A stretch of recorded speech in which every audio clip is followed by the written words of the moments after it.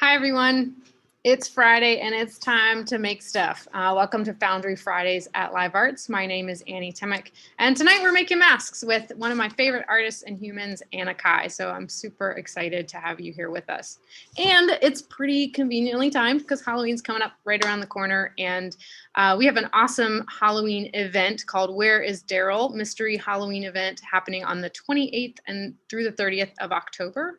It's put on by a really awesome crew of people, and it'll be a great chance to get all dolled up in a great costume and kind of go through a mystery story. So definitely hope you'll get some tickets for that. You can go to our website, livearts.org, to check that out.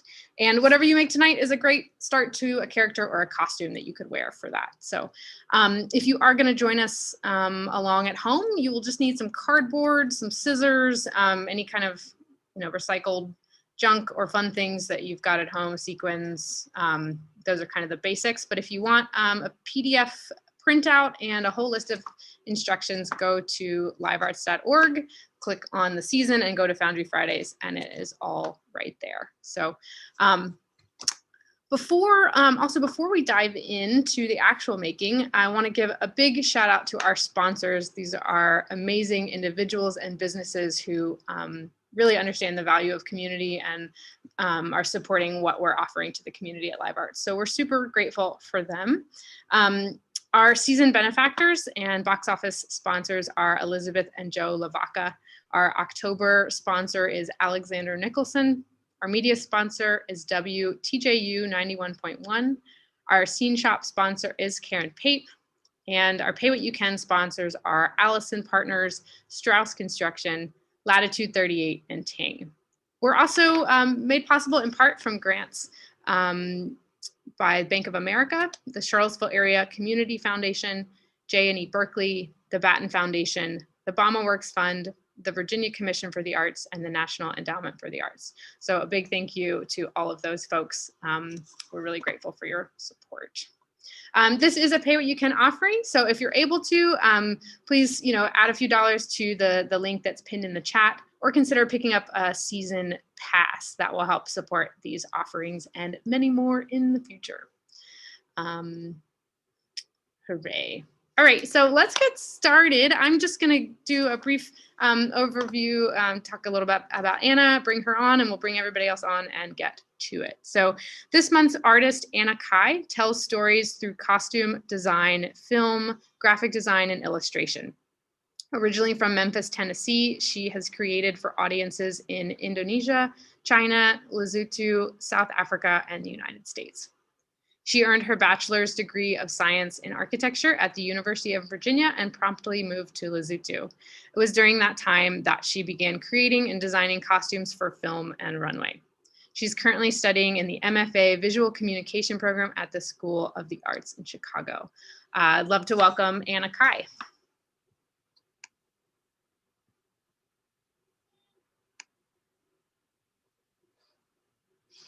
And she'll be on in just a second. Yay. Hi, Anna. Hey, how's it going? It's great. How are you doing? I'm doing swell. Thanks for asking. How are you? Yep, I'm good. I'm super excited that you're here. Anna makes really amazing stuff, so we'll get to see a little bit of that. And yeah, let's get started. Let's bring everybody in and get to making stuff. Awesome. I'm excited too. Thanks for having me. Yeah. Yay. Cool. We've got some awesome folks joining us this time. And for folks at home, if you would like to join this group next time, just send me an email, annie@livearts.org. We'd love to get you in on the action. So welcome everyone. We've got Kathleen, Marietta, Maddie joining us today. So excited to have y'all. Anna, I'll let you take it away whenever you're ready. Awesome. Thanks, Annie. Okay, so today we're going to get together and make some masks in honor of the upcoming holiday, Halloween. So before we do that, I just wanted to give you guys a little intro about what I do and what we're going to be doing today. So let me just turn on my screen share really quickly.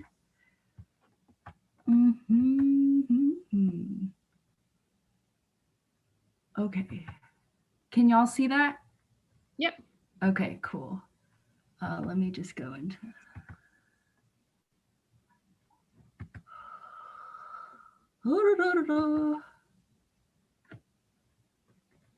All right. So here is an example of a mask I made a couple of years ago. And I think it's a good example to show you that I am a lover of discarded objects. I collect them very frequently, and then I like to put them together and then try to see what they look like on my face. So with this particular mask, I had a surplus of egg cartons and cardboard and wire, and I like to call this one the bearded dragon. So today we're going to do something sort of like this. And because it's just 1 hour, what we're going to do is really focus on shapes and patterns and how to adorn your mask to make it look extra special. So we're not trying to replicate any mask that you're going to find at your Walmart. We're trying to make brand new original masks that the public has never seen before. So that way, whether you're on Zoom doing Halloween or you're walking around socially distanced, trick-or-treating, you're going to stand out. Here's another example of a mask I made, and this is a different strategy you can use. You can keep it really minimal and then do up the hair or the headdress and the costume and the props, if that's what you're into. And today we're going to do a mask that I like to call the Space Cow. So this is created from some objects that I found in my recycling bin this week, which are an egg carton and some of these lovely little fruit baskets that you can get anywhere at your grocery store or your farmer's market. And yeah, so this is really up to interpretation. If you don't like the way this looks, then you can feel free to use whatever you have in your recycling bin and we will just see what we come up with. Does that sound good to everyone? Yeah, sounds good to me. Okay, cool. Awesome. All right. So first off, here's some of the materials and tools you might need. One of the things that we've been busy working on in our workshops in the Zoom call are our mask pattern templates. So you can see here, it looks something kind of like this. And then we took our mask template and we used sort of a Xerox paper, something really easy to cut out and draw on. And then we took a piece of cardboard. I recommend cereal boxes, the thin kind of cardboard in a single layer. You can also do this with corrugated cardboard, but it's a little trickier and you kind of have to wrestle it around a little more. So what we did was we put our template on the cardboard. Then we traced around that template with a marker and then cut it out. So you're going to have a piece of cardboard that looks something like this. I don't know if you can see it. I can also hold it up here. And feel free to really, take creative license on the shape. If you have a shape in mind that you're really going for, by all means, make that shape. There's also some design abilities with the eyes here. So if you want a full round eye, you can do that. You can do a cyclops eye. You can do 6 eyes. Today, I've actually made a base ahead of time with sort of a half moon shaped eye.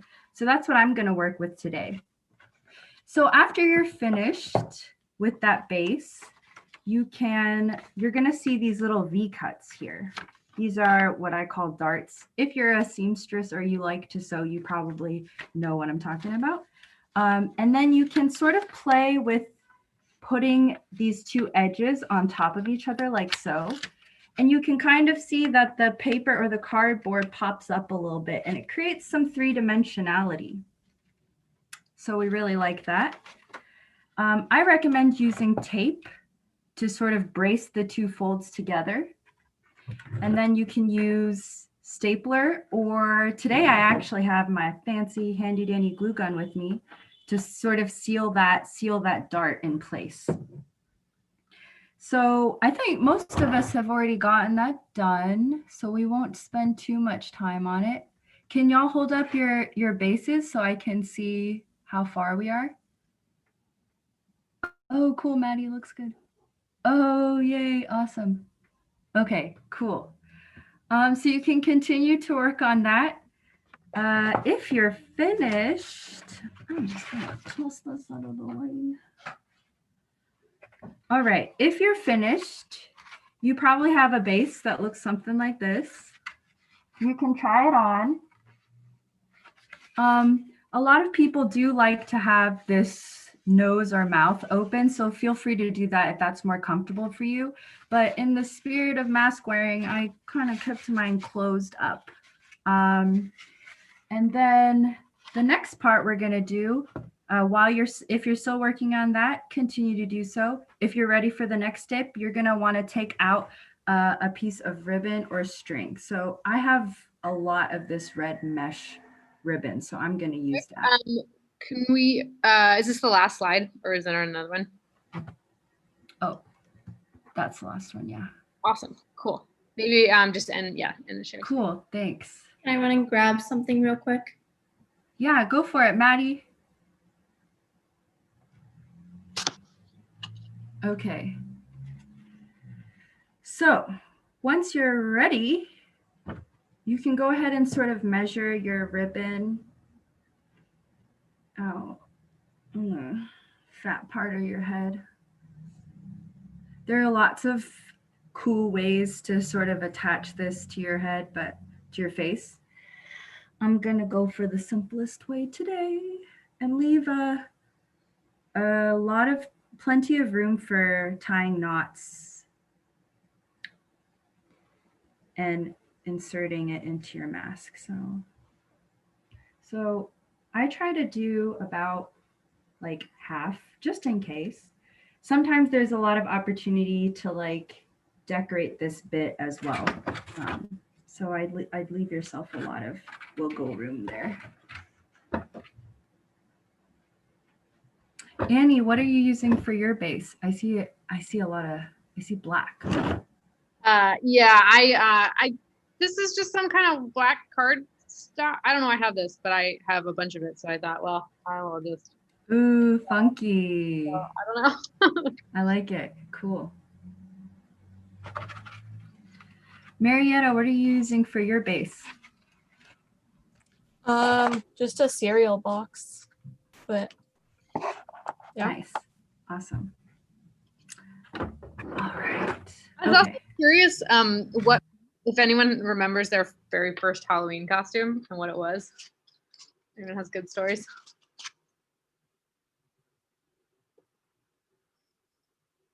No one dressed up. I don't know if this is my first one because my parents really liked dressing us up as kids, but I distinctly remember wanting to be an Ivy ballerina, and my sister was a lion. And I remember us fighting because I wanted our costumes to match, but she was like, no, I want to be a lion. And that stood out to me it stands out to me in my memory anyway. Totally. Kathleen, did you have any weird costumes when you were growing up? The only thing I remember is that we had a box that had all our costumes in it, and every year it was the same box that we'd bring out.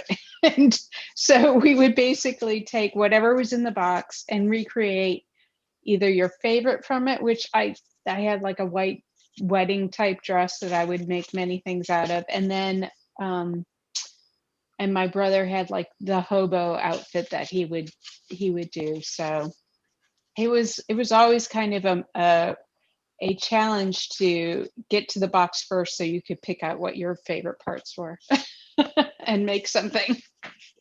Cool. Marietta, did you do any fun ones, any fun costumes? Mostly the pretty standard stuff. I was Katniss one year. That was fun. Don't remember when that was, but nice. Maddie, what about you? She darted off to grab something, I think. Okay, so real quick, right now I chose the mask pattern that has darts just above the cheekbones here. So I think that was a pretty convenient place for me to slip this mesh through, and I tied a little bitty knot. Now I'm doing the same on the other side. And I recommend tying one first and then trying it on to adjust. Wow, it looks scary. I am back. That's what I expected. Sorry. That's cool, Maddie. Cool. We are just tying our strap attachments to the mask. Thank you.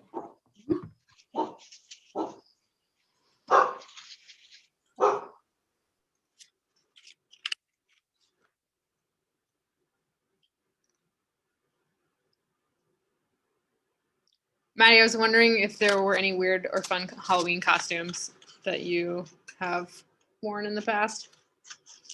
Oh, to count the many. Recently I have, like 2 or 3 years ago, I went as a broken doll, which was a fun thing to try and create. I've went as a Dalmatian, and everyone thought I was the Chick-fil-A cow. Um, I think those are the two that stand out in my mind the most, definitely. Yeah. I like the idea of a broken doll or like themes within themes. I always think that's like if you're like something that's dressed up on top of its anyway, like multiple dress ups within one. Definitely. Like, I'm a very firm believer that Halloween's supposed to be scary. So I always try and make it like scary, but not cliche. And that's what I came up with for that year. So My sister was the other mother one year. What does it mean? And this year she was planning on making a prop chainsaw. But unfortunately, she could not go trick-or-treating with her friends. So what's the point? Is trick or treating happening anywhere, or is it sort of officially canceled? Does anyone know? I have no idea, but like, it's not a great idea. Yeah. Just a quick check-in. Has everyone attached? They've got the strap on their mask? I am in the process, but you guys can keep going. Okay, Maddie, thanks. Okay, cool. So I'm gonna continue using this delightfully pink styrofoam egg carton that I have. And I cut off the top and I'm gonna set it aside because I definitely want to use that later. And right now I'm just gonna deconstruct this thing so that I have like a bunch of capsule looking things like this. And I'm just gonna set them aside so I can use them for later. Like I said before, I think using recycled materials is not only eco-friendly, but it invites chance into making things. So I think it's always really fun to sort of create things based off of the form or like how the trash looks, because it always leads to something unexpected and unique. How's it going, Marietta? Working on it. Cool. I like the eyes. Thank you. They took forever while I was supposed to be doing homework, but it's fine. Theater is more fun. Absolutely. But actually, I do have a tip for eyes. Let me. I tossed my masks prematurely. One tip, if you're having trouble at home cutting out like these enclosed spaces, is if you cut an X. Yeah, I Okay. tried that and it worked a lot better with the second eye, which I did that for. Okay, cool. Just wanted to make sure you guys knew that one.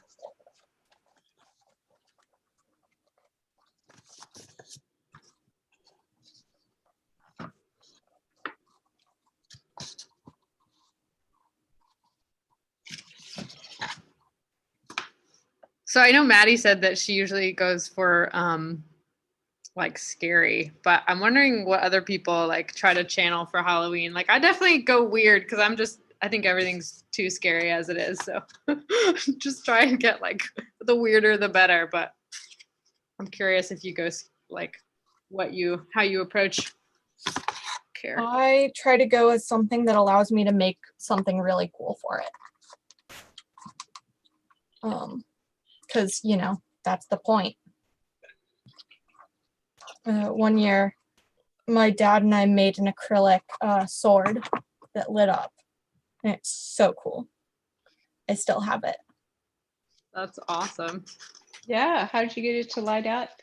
Put a flashlight in the bottom. We got like a tiny flashlight. And it turns out that like, because weird science stuff, it worked. And it looks really cool. Yes, that's awesome. That's impressive. Okay. So I have about 6 of these things right now. I think that'll be good for what we're trying to do right at this moment. So I'm going to set those aside. And the first thing we're going to attach to the mask for me is usually the mouth, because I think a lot of the creatures that I enjoy have interesting snouts or face shapes that usually come from this area of the face.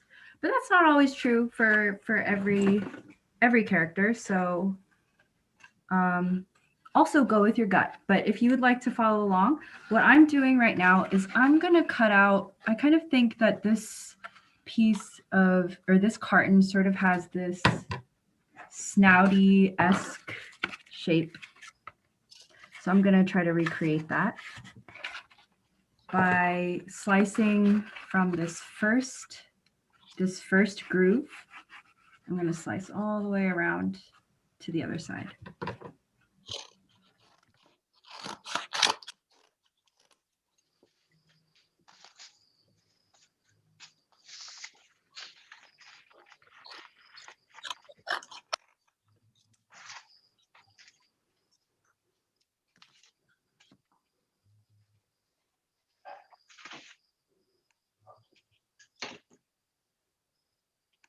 All right, I have a lot of bad Halloween questions for everyone, so just get used to it.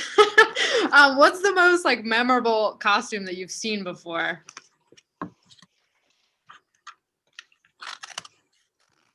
My husband dressed up as the Space Needle. How did he do that? The Seattle Space Needle. He just got a whole bunch of cardboard and created the, you know, the round structures around his head, and then made a cone for the top. Could he wear it while driving, or did he have to disassemble it? I don't know. I don't think he didn't have a car, so he didn't have to worry about that. Cool.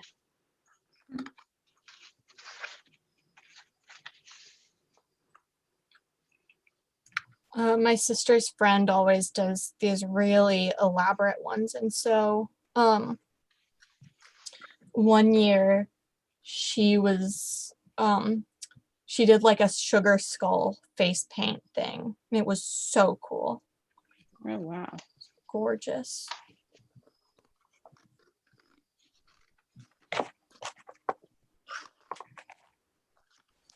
I was in LA for their big Halloween parade that they do, and there were 3 kind of scraggly guys who had like knitted these like naked man costumes. So they like knitted all the part. They were like overalls, and it was just really. They had like a fake tan, so like part of them was like white and part was pink, and I just found that really endearing. Wow, that's incredible.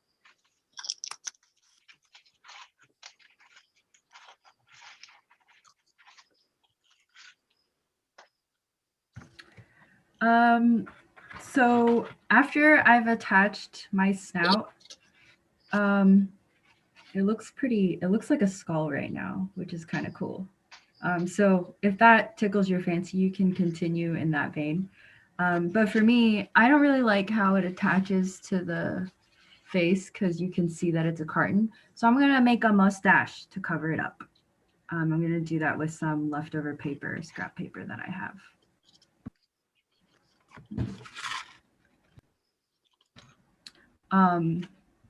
But also, Annie, to answer your question,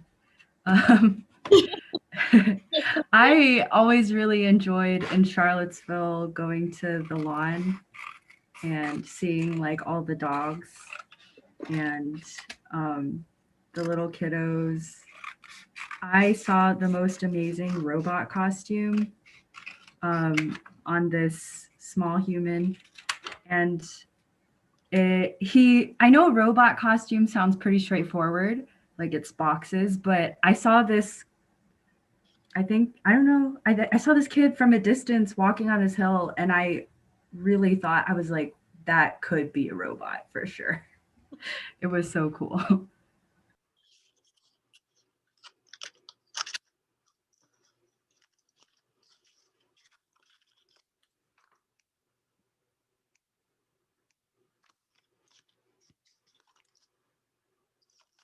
What about haunted houses? Has anyone like been to one? And if you were dared, would you stay overnight in one by yourself? Oh, totally. Love haunted houses. I love haunted houses. I've always wanted to like host my own and like figure out which sections. I've always wanted to do, because there's always that like trope in like cartoons or like TV shows where it's like the Halloween special and like the school, you divide into groups and you create different rooms for the haunted house in the school. I've always wanted to do that, but sadly we do not live in a TV show. So Yeah, no, I mean, haunted houses are just theater. So like, but you can do a lot of cool, like technical, as in like STEM stuff that I have really wanted to try. Anything in particular? Any projects in particular? Just have not had the opportunity, unfortunately. My favorite haunted house was when I was very young. My sister was taking me. I have lots of older brothers and sisters. And so she knew people in the haunted house. So she wanted to go there and who were performing there. But someone had actually called for an ambulance while we were waiting in line to get in. It was hilarious because it was just kind of an act and it was all part of the scared before you get in there scared. It was very fun. Yeah, I can imagine that being sort of like, is it real, is it not? Exactly. What are the moments in haunted houses that get you really scared? I feel like I'm afraid of the whole thing, so I have to ask professionals. What's actually scary? For me, it's the people jumping out at you thing. The what's around the corner moments. I was just gonna say the corners. oh, corners are bad, but for me, it's mainly when I see one of the actors and they just slowly start walking towards me. I'm like, nope, nope, nope, nope, nope. And I just start like, no, I'm out of there. Like, I'm gone. Haunted houses don't actually scare me that much. Like, I mean, mostly like I do it for the like technical elements. Like I want to deconstruct it. I want to see like what it's made of. Yes, that'd be so fun. And so it kind of ruins them for me because I'm like, well, I just want to know how it works. I don't care about like it being scary. Like, can I figure out how they did this without crazy expensive LEDs? It's really funny when you go into a haunted house and you're like supposed to be scared by something and you're like, oh my God, I can see how you did that. And yeah, but not in a like critical way, in a like excited. That's so cool. Yeah. And if I wasn't looking for it, like I couldn't have found it, but it's still like.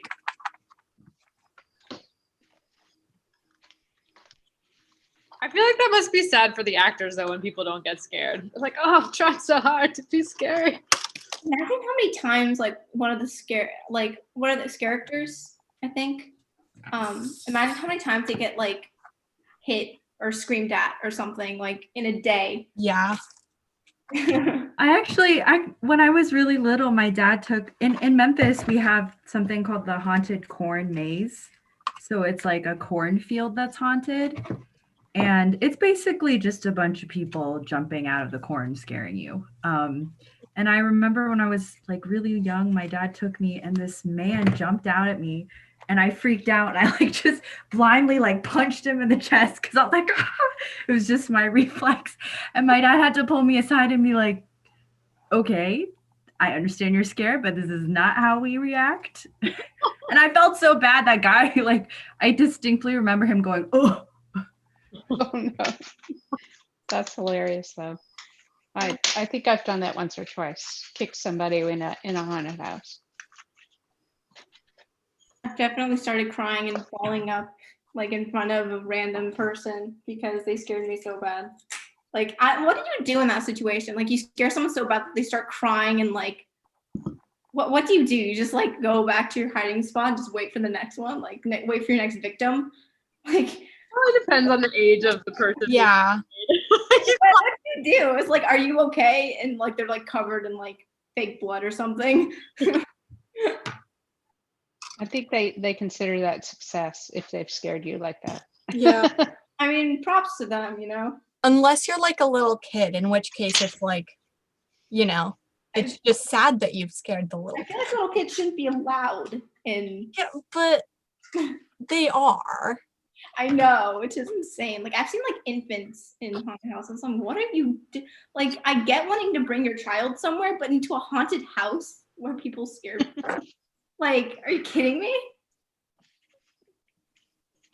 Yeah, infants won't remember any of it. Okay, so I'm really enjoying this conversation, but I just wanted to check in with everyone. How are the masks looking? Can we hold them up just for a quick check-in?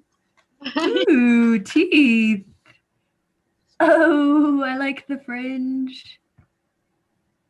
Awesome. Ooh, I like where you're going with that, Maddie.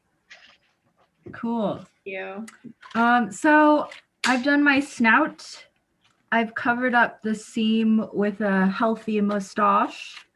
And then I've further just cut up pieces of this fruit carton to create a little nose. And it's starting to look a little more human than cow, but I think I'm going to go with it for now. Yeah. Cool. So, those are some concepts that you can do for the nose, mouth. Now I'm going to introduce some concepts for the eyeballs. So I have a few other masks here that maybe show some different things you can do. If you have string, you can always just line the eye with string, and I find that it accentuates the eye holes really nicely, especially if you have some kind of thick string. Or you can tie a bunch of knots in your string to create some texture.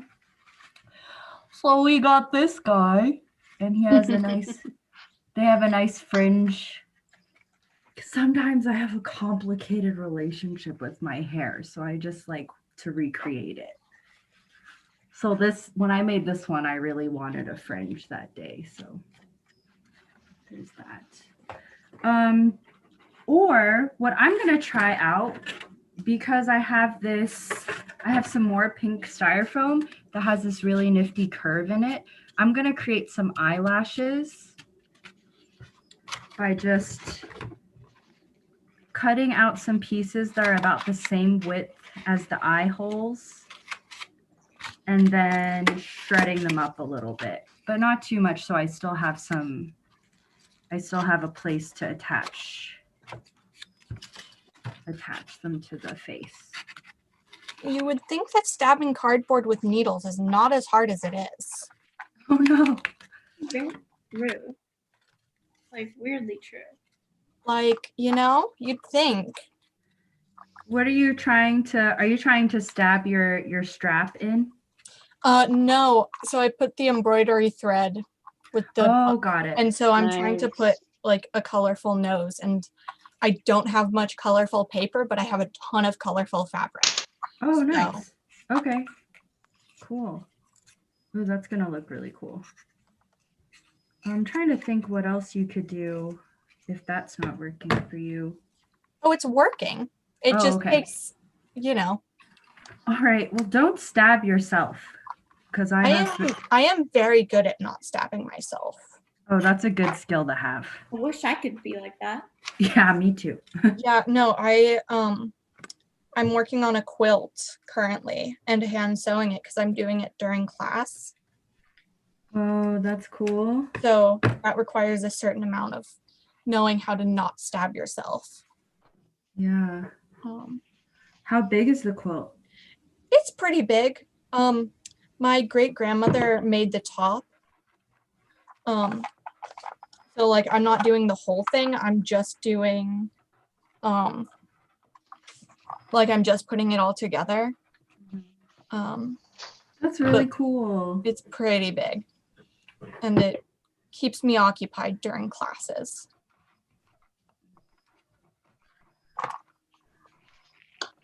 Yeah, I think it's really nice to have stuff to occupy your hands with. I find it hard to kind of sit Mm. Yeah. for a long time.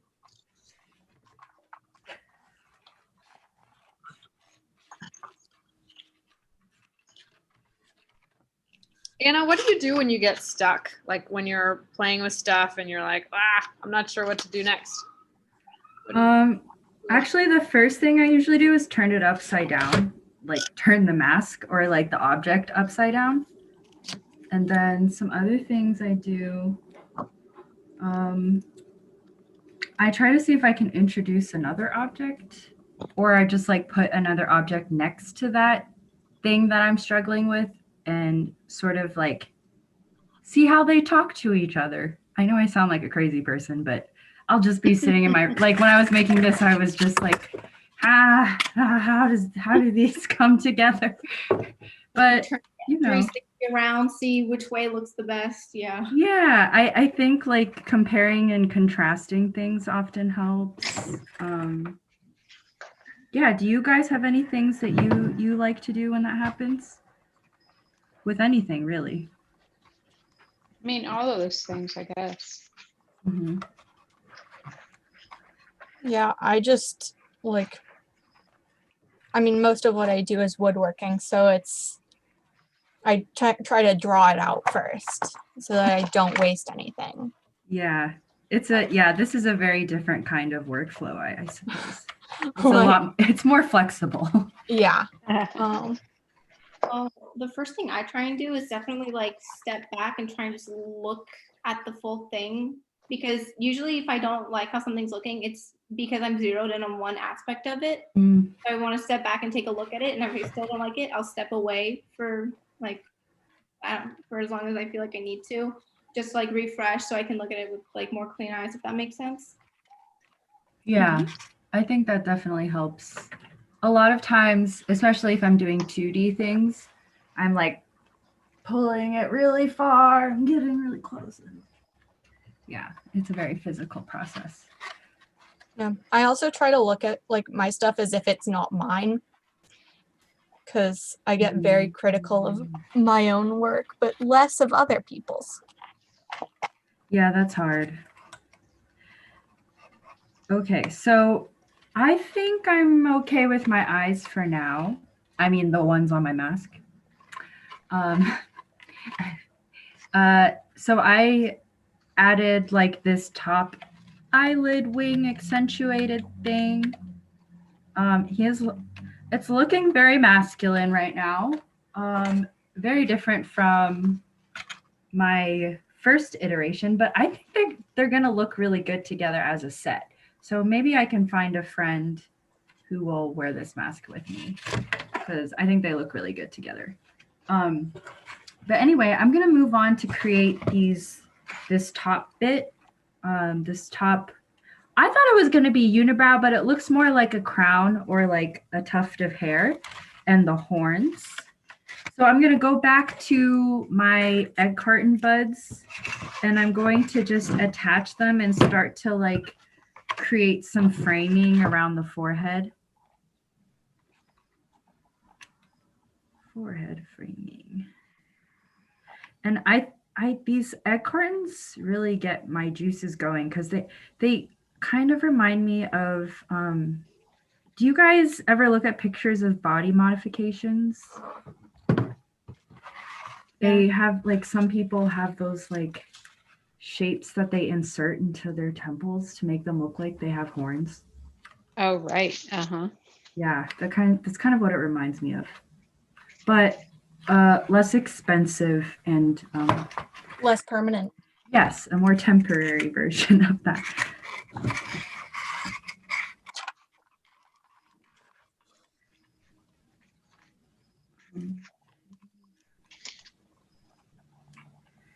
I was going to say with the other question, I like to make multiples. Like if I start off and I make like at least 7 of something, I find it a lot easier to decide if it's something I want to work with. Because if I just have one, then I'm like so precious with it and I can't experiment as well. Yeah, that's also a good point. Like having lots of iterations of one thing. Also, I do have one strategy that hasn't failed me yet, and that's just to stop doing whatever I'm doing and walk away and do something else and then come back to it.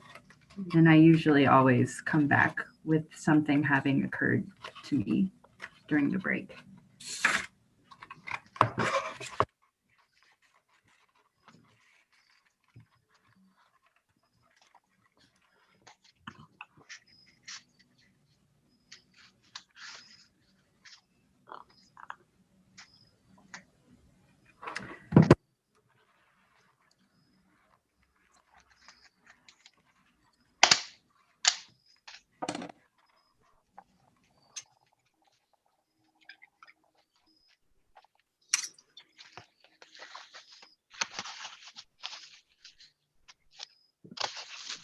And Annie, is Live Arts going to be doing anything for Halloween? Like any events besides today and the Daryl thing? Yeah, so Daryl's our big event and it's like over 3 days and it's actually for fun. So folks can get tickets for that on the website. But there are a bunch of really great actors who are like coming up with these characters and they each have their own environment and they're sort of telling these stories to help folks figure out where Daryl is. So it's Cool. kind of murder mystery sort of. And like a good excuse to get dressed up and do something festive. Yeah. So can you explain the Daryl thing? Yeah, so Daryl's gone missing from the box office, and we're trying to figure out what happened. So we have a whole cast of people that have supposedly seen him or are just, pulling our legs, who knows. And folks can come into the Zoom meeting and like ask questions with some of the different folks and try and get clues and figure out what happened to Daryl. And then there'll be like a big surprise on the 30th, which is the last. Oh, cool. It's really, I love the people that are involved. I think it's gonna be super fun. So I'm really looking forward to that. But yeah, I'm curious what people are able to do for Halloween because I think it's tricky this year. Like, are schools doing anything that you all are aware of? I know UVA canceled their thing, so. I will likely be applying to college, so No, that's my Halloween. That could be scary, That could go somewhere. Which, yeah, I mean, it is the scariest thing I can think of, so appropriate, I guess. Very stressful. And it's also a lot of dressing up, Yeah. Yeah, maybe it'll go better if you wear a costume while you do it. I feel like that's good idea. this thing. I'll try that.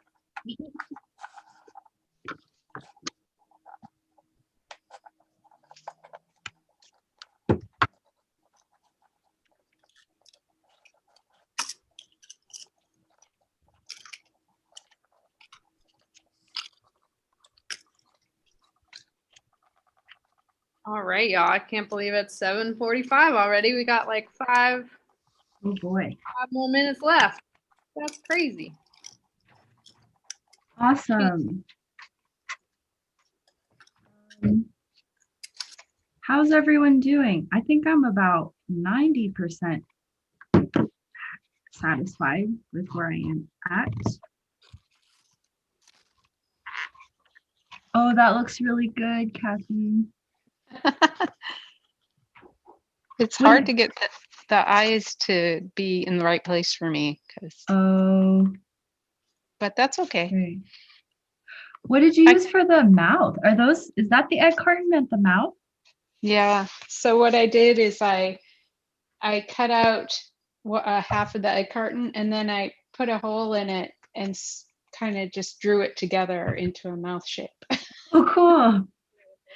And with some ribbons, and then I just kind of had a little tail for the tongue.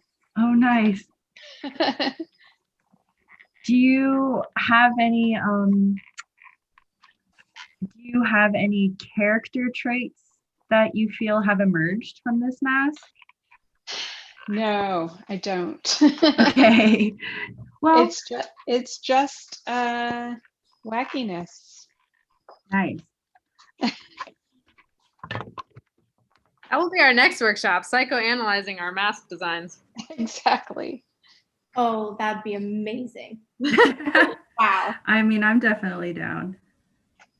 I mean, it's pretty. I'm gonna probably learn some interesting things about myself. I do make a lot of masks. Okay, so I found this. I had this egg carton piece that I had painted a while back. So now I'm bringing it for a third eye. I don't know if it's an eye. It may be like a sonar device. Or a horn. Yeah, like a beluga whale. Are those the whales with the? No, the narwhals. No, not the pointy nose. Yeah, it is. It is the belugas. Oh yeah. Mm-hmm. The ones they like hum or something, and there's something about this mass on their forehead that like catches the vibrations. I'll do my homework about that later.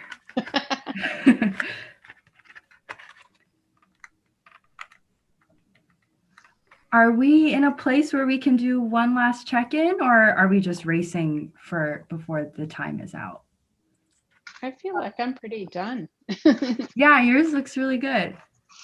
Can I have 30 more seconds? Yeah, of course. Definitely. Okay. Okay. On my way to being done. I'm not done, but I'm on my way. That's quite all right too. You know, some projects just never end, and that's part of the fun. All the agony.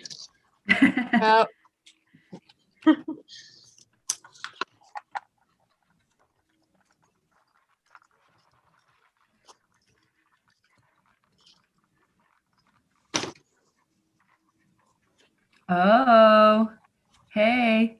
That does not look. I know, I cheated because That looks very different from what it was before. it is. But it's still recycled things. This is fruit bins, and then some pipe cleaners, and then this like crazy. I found this in the dumpster. Why was somebody throwing this away? This is like amazing. And then a milk jug that I fringed out. So Awesome. Yeah. Yes, I love it. But I was really hoping to figure out how to use these like can eyelashes that I made, and I don't nice. them, so they didn't quite make it into this year's ensemble. But maybe. Yes, perhaps the spring collection. Cool. Oh, that's so meta. Are those great. Sunglasses? Yeah, they're little sunglass buttons. Oh my gosh, that's have a kind of box of unsettling. Yeah. No, it was that or these flowers, which are kind of sparkly and fun. Oh, I But like those too.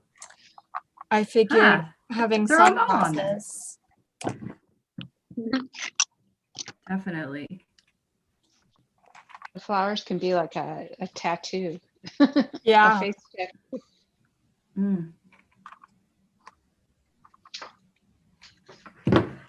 Or a third eye. I do like that idea. Well, I think we'll probably want to wrap up here pretty soon. So before we go, we're going to keep making stuff. And so for folks at home, if you're sad that you're not going to get to keep making stuff, please send me an email, Annie@livearts.org, so you can join us. And then second of all, I would really encourage you to look at Anna Kai's work, because she is such a tremendous artist, and I know it will inspire you deeply. So take a look at her work, her website and Instagram. Get inspired, make something cool for Halloween. And even if you're just wearing a mask, you know, sitting on your couch, it's going to be more fun with a mask. So thanks everyone for joining us. And we'll see you next month. November 27th, Jackson Key is going to be doing a lighting design workshop, so you can figure out how to create moods and emotion with lights. So join us for that, and happy Halloween. Happy Halloween! Yay. And yes, come find Daryl. We're desperate. We need your help. Please join us. Get your tickets online. Can't wait to see you there. Hooray. Yay. I love